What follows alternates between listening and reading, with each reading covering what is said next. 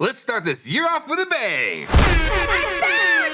Hang on for the loop! 4, 3, 2, 1. Liftoff. We have a liftoff. I'm Ricky! I'm Jamie! Jamie, we're so happy to have you back. Me too! For those of you who don't know, I took some time off from the show to grow my family. Please send me your brought pictures. You know it. This is Kelsey! Oh, precious. Thank you. I appreciate it. I really missed you guys, but it was good getting to spend time with my family. So tell me, what did I miss? Ooh, we had some dogs on set, we danced, and we did Eat It, Wear It, Share It again. Oh, I'm bummed I missed that. Still have powdered celery up my nose. We also did the Sandstorm games. You would have loved that. Ooh, that sounds amazing. I missed a lot. We met a reindeer, and we got the Loop Show carpet steam clean. Oh my goodness, I knew that reindeer were real. Okay, how about mail? What did I miss? Oh, we've got mail. Yeah? Artwork, questions, so much to get through. Look at all of this. That's amazing. Thank Hey. you, Melanie. Yes, very good job. Very artistic. And then we've got mail from Thailand. That's incredible. Yeah, and this is from Canada. How about a map update? Yes, we are so close to filling it out. Look, we got Nevada! Yay, Nevada! Good job. All right, we just got a few more. We got you. Well, let's count how many more we have. 15 away from filling up this map. And so many of you are from all over. We're getting mail from outside of the map. Fill up that map. Let's fill up that map. Woo! Our Loopsters know that this show is all about them. The Loop Show likes you. So let's get to know more about you. All right, how about this one? Okay, this one's from Anna. Tell us something fun we should know about you. I love to play basketball, go to church, and spend time with my friends. Oh, I'm allergic to salmon. Whoa. Oh my goodness, I like salmon. I'm so sorry you're allergic. Okay, this one is from Daxton, and Daxton says, I can make really realistic goose sounds. Ooh, that's cool. Can you make a goose sound? I'm actually pretty impressed. Okay, tell us, Daxton, was that realistic? How did we do, Daxton? Leave in the comments, Daxton. Thank you for your... All right, let's hear from Kyle. I think tigers are cooler than Ricky.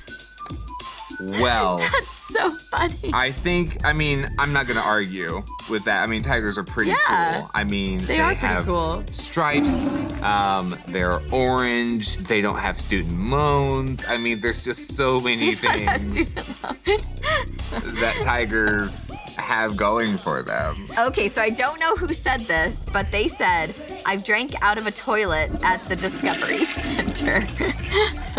I like your vulnerability and your openness to just share everything about you. And I have so many questions. Please send us a follow-up postcard that gives us excruciating detail about how that happened. The Loop Show does not recommend drinking out of toilets, or at least ask your parents first. There we go, we're covered. You guys not only send us facts that you want us to know about, You also send us some wild challenges. so before we get to that, let's check this out. When I was in 6th grade, I was in gymnastics, and at my gym, there was 2 teams, and one of them was the competitive team, and that is the team that I wanted to be on. And what I know is I was older than a lot of the other girls, and so I had a lot of hope and a lot of excitement that I would get on this team. And when it came to tryouts, I feel like I did really good. I was excited, and then I heard I didn't make the team. And honestly, I was pretty disappointed. I spent the next year pushing through that disappointment and trying again. I practiced, I perfected some of my skills, tryouts roll around the next year, and I didn't make the team again. And man, that was even a bigger disappointment because this is now my 2nd time trying out and I didn't make it. But I didn't lose hope. I tried again. In the 3rd year, I finally made the team, and that was something that I was really proud of myself for pushing past that disappointment. There are many things I hoped for. Some of them I got, some of them worked out, like the gymnastics team, and others of them didn't. And if you're hopeful for a better tomorrow but hit a massive roadblock, what happens then? It's easy to feel hopeless when you get knocked down in pursuit of the future. Dr. Martin Luther King Jr. said, we must accept finite disappointment, but never lose infinite hope. But how do we possibly tap into something like this when we're knocked down on our butts? If you ignore obstacles or pretend that you have control over something that you don't, that's not accepting finite disappointment. Honestly, hold disappointment for what it is. And don't try to fake smile your way through it. It's okay to recognize, I'm disappointed, but also recognize this, that God's goodness doesn't stop with our disappointment. That when our best intentions fail, God is still working and He is still good and something good is still going to come out of this. We have that infinite hope. That infinite hope is not based on our strength, but God is strong and He never fails. And knowing this, we can get back up. Start solving problems, try again, or imagine new goals that will push you closer to what God has called you to. With honesty and work, you can use hope to stir up love within yourself and within others. And before you know it, you're back on track, moving forward.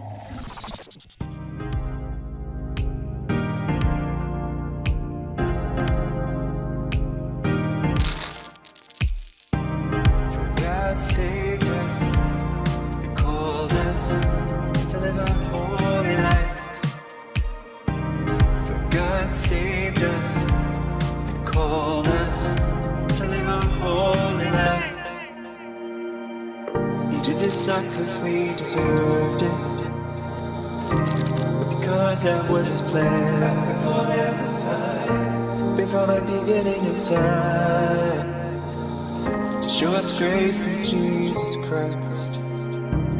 For God saved us and He called us to live a holy life. Back before there was time. For God saved me and He called me to live a holy life.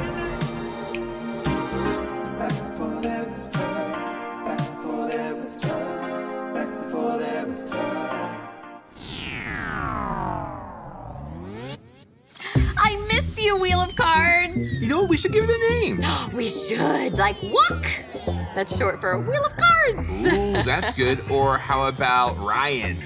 Ooh, yeah. I've never met a Ryan I didn't like. Now the Wheel of Cards. Oh, wait. I have a brilliant name. William. So the Wheel of Cards is filled with a bunch of challenges that you want us to try. All brand new. So you ready, Jamie? Ready, let's give William a spin. Spin the wheel! Not William of Cards. Williams of Cards. For a nickname, we should call him Wheel of Cards. All right, let's see what it says.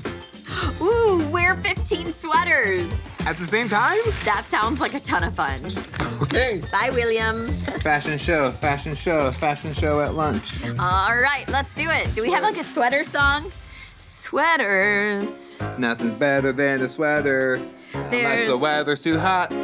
That's why sweaters are better in the weather where it's not. You're putting your sweaters on so fast. Second sweater, it's better than the first. Have you ever tried to wear more than one sweater? Whenever I go skiing sometimes. I think I'm on sweater number 5. I don't know. And the temperature has already gone up. Oh my goodness, my arms are getting tired. The real challenge is getting any of these sweaters off. You look like you're doing an imitation of a sweater on a clothing rack, just hanging out.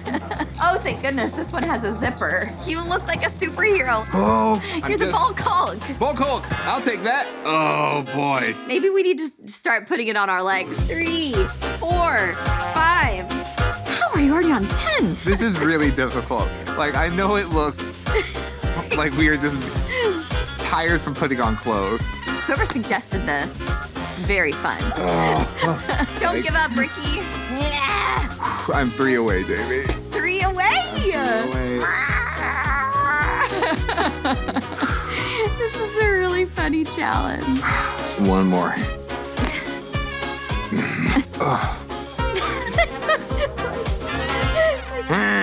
That's a goose. Suffocate from laughing. That's good. Yep. Bam. Okay, I said it before and I'm gonna say it again. My armpits are sweating. same. This challenge was a lot of fun. Send us more things to try and we'll put it on the wheel. The Loop Show likes you, your challenges, and your big questions. Let's see what you want to know. Oh, Hello. it's not just Amy. one, it's two. Ooh. What does eternal life mean? What happens when we die? Now, these are some big questions, so let's see if our friends at the Bible Project can help us out. If you know very much about the story of the Bible, you've probably heard that Jesus offers eternal life. Sounds nice, but what does Jesus mean by eternal life? Well, Jesus adopted this phrase from the Hebrew scriptures. In English, it's translated eternal life or sometimes everlasting life, but the phrase literally translated from Hebrew is life unto the age. Life unto the age. What does that mean? Yeah, it's a dense phrase, and to understand it, we need to first talk about what an age is in the Bible. Let's do it. So the Hebrew word for age is olam, and it refers to a period of time. What length of time? Well, any length of time, actually, and it can be in the past or in the future. What matters is that it's a period of time with some common attribute that remains constant. So, for example, So, like the time of Abraham and his descendants all the way up to Moses. The common attribute is it's the time of Moses' ancestors. And so Moses can say, remember the days of the age, the years of past generations and elders. okay. Or an age can be shorter and in the future. Like Samuel, who's going to spend his whole life serving in the temple. During his dedication, his mother Hannah calls this an age. So, an age is a period of time that has a unique and constant characteristic. Exactly. And there can be all sorts of different ages depending on what you want to focus on. You got it. And so someone could live in two ages at the same time if those ages happen to overlap. All right, so back to the phrase life unto the age. What age is this talking about? Okay, so in the beginning of the biblical story, humans are made from the dust of the ground. This is a common biblical image for creatures that are mortal. That is, they live in an age where they could die. But God takes humanity and places them in a sacred garden where they're invited to experience a new and deeper kind of life. By eating from the tree of life. Yeah, we're told it offers them life unto the age, a life of infinite potential because it connects them to God's own divine life. But the story takes a turn. And instead of accepting life unto the age, they eat of the tree of knowing good and bad. Right, taking from this tree means seizing life for themselves on their own terms, apart from God's wisdom. And so they're exiled from life unto the age, and they go into the age of death. They mistreat each other, they do what's right in their own eyes. Things get really violent. Exactly. And so the whole rest of the story of the Bible can be thought of as a choice between two different ages. The age of life on our own terms that leads to death, or the age of God's own life. And while humanity has rejected God's life, God promises he'll open the way back.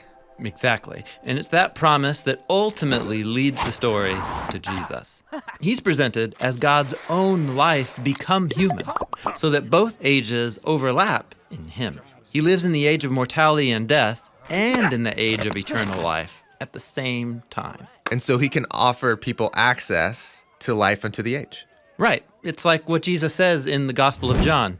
This is eternal life, that they may know you, the one true God, and Jesus Christ, whom you have sent. Yet, just like humanity rejected God's life in the garden, Jesus was rejected and put to death. But God's life is more powerful than death. And so Jesus rises from the dead, and he can offer God's life to others. Like the Gospel of John also says, Whoever trusts in him will not perish, but has eternal life. that is, life unto the age. Cool. Now, most people think of eternal life as something that happens after you die. But in the Bible, access to this age is something I can have right now. Yeah, remember, Jesus was the place where the age of God's life meets the age of death. And that means that when people trust him, they can experience eternal life here and now. But we also still live in the age of death. So what happens when I die? Well, just like death couldn't overpower God's eternal life in Jesus, similarly, we can remain alive to God even if we're physically dead. In the Bible, this is called being with Christ.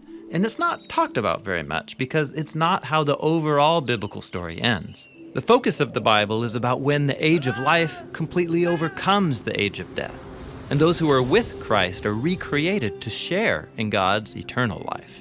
A world where the age of death no longer has any power. Exactly. Because life that is fully connected to God's own eternal life and love is a life that will never end.